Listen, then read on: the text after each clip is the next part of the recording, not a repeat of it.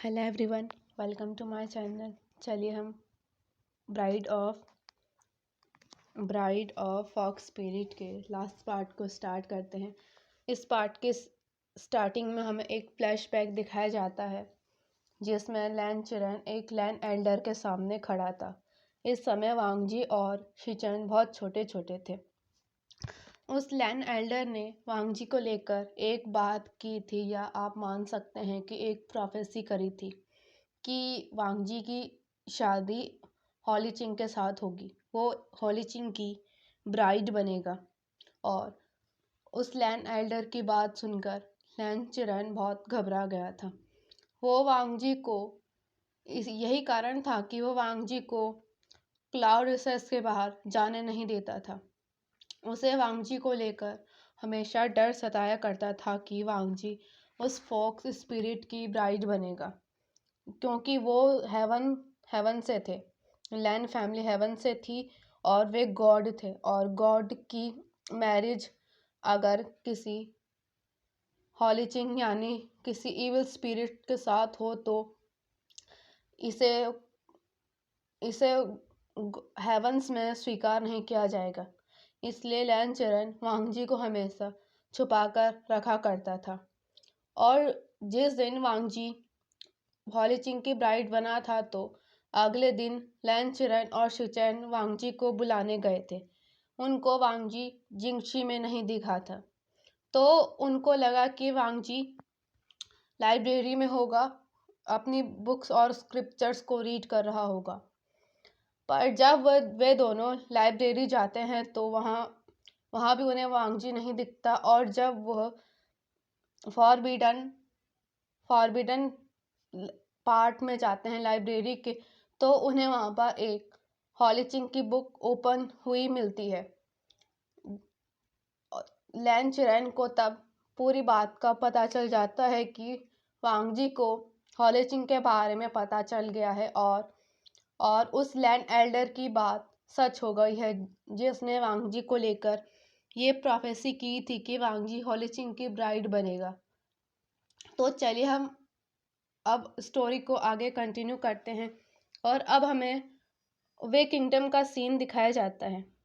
वांगजी recover हो चुका था, वो फॉक्स स्पिरिट यानी विभूषण की ब्राइड बन चुका था। दोनों यानी विभूषण और वांगजी अगेन सेकंड बेबी का सोचते हैं। वांगजी इस बार ट्विन बेबी से प्रेग्नेंट था। वांगजी की टमी भी अब ग्रो हो गई थी। वह पहले के मुकाबले थोड़ी ज़्यादा बड़ी थी।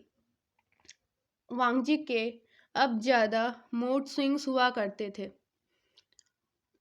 विंग उसकी डिमांड्स फुलफिल करता हुआ थक जाता था, पर वांगजी के ड्रामे और उसके टेंट्रम्स स्टॉप नहीं होते थे। विंग भी वांगजी के ड्रामे को एंजॉय करता था, क्योंकि वांगजी उसके सेकंड बेबी से प्रेग्नेंट था। 9 मंथ बाद अचानक वांगजी का लेबर पेन शुरू हो जाता है। 2 घंटे बाद हीलर रूम से बाहर आया और उसने कहा, वे फुरेन यानी वांगजी ने 2 हेल्दी बेबी को बर्थ दिया है, जिनमें एक बेबी बॉय है और दूसरा बेबी गर्ल है।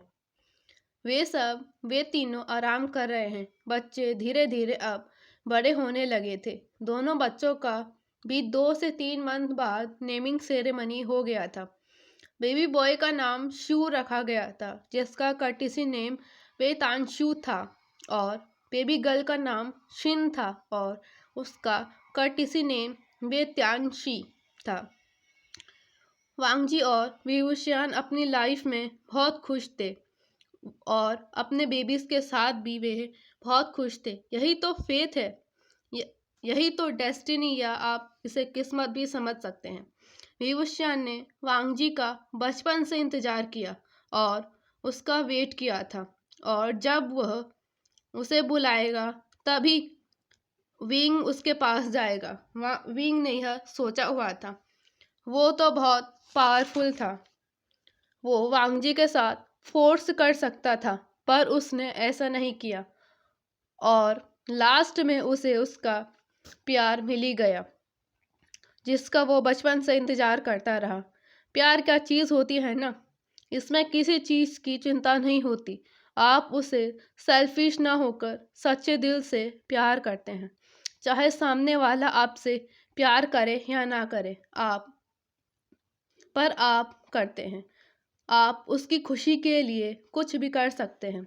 वांगजी ने भी अपने प्रेगनेंसी टाइम में विंग से अपने प्यार का कन्फेशन कर लिया था। विंग ने वांगजी की खुशी के लिए अपना ही रूल तोड़ दिया था। उसने वांगजी को नहीं मारा, बल्कि उसने वांगजी को अपनी ब्राइड बना लिया था। उसे एक न्यू लाइफ दी थी। वांगजी ने भी विंग की खुशी के लिए अपना कबीला, यहाँ तक कि हेवन तक छोड़ दिया था और वे सेक्ट में रहने लगा था। भले ही वांगजी ने अपनी बॉडी विंग को अपने किंगडम के कारण दी थी, पर उस विंग ने उसके साथ कभी भी बिहेव और बुरा व्यवहार नहीं किया था, बल्कि उसके साथ अपने जीवन की शुरुआत की थी। इसी के साथ इस एफएफ का हैप्पी एंडिंग होता है।